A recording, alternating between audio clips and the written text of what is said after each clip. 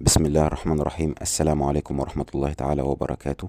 سأتحدث اليوم عن السعال في المنام. السعال في المنام يدل على الشكوى، فمن رأى أنه أصيب بالسعال فإنه يشكو من إنسان له اتصال بالسلطة أو السلطان.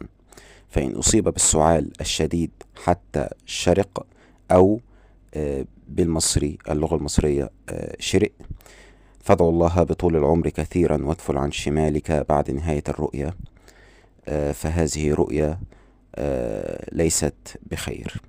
هذا والله أعلى وأعلم، والسلام عليكم ورحمة الله تعالى وبركاته.